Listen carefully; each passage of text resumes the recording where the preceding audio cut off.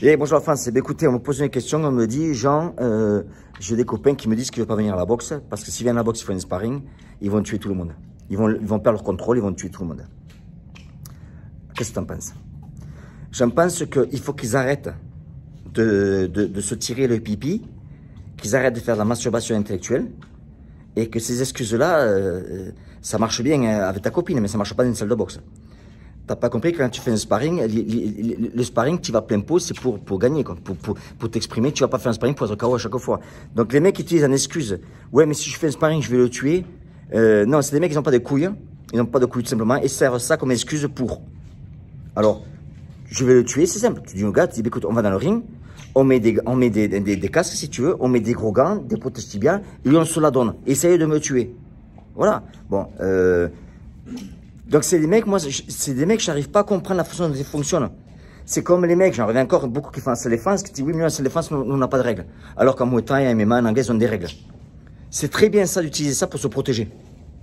Pour se protéger, de dire, ah ouais, mais moi, je veux pas entrer dans un ring. Ah non, non, moi, ça m'intéresse pas parce que moi, attention, je frappe au couille.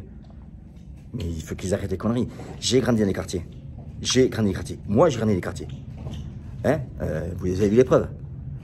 J'ai eu des problèmes à la justice. Alors, dans la rue, dans les quartiers, quand on se battait, jamais on ne met coup de pied dans les couilles.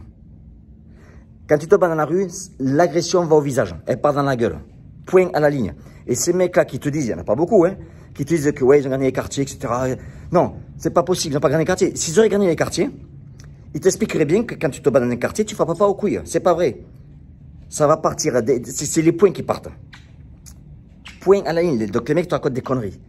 Donc, c'est des mythos. C'est des mythos. C'est pour ça d'ailleurs que j'ai fait une chaîne antidote. Parce que bon, vous savez, là, j'ai fait du mal à la salle défense. Hein.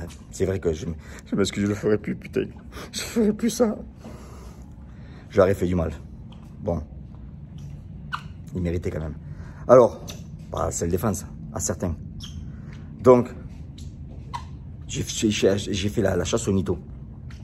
Et là, j'ai créé une chaîne antidote, justement, je fais la chasse aux mythos du développement personnel. J'ai fait une vidéo déjà, qui a été vue, je sais pas, 15 000 ou 16 000 vues. C'est qu'une seule vidéo, la première. Je vous invite à me suivre, je vous mets le lien en dessous, c'est antidote.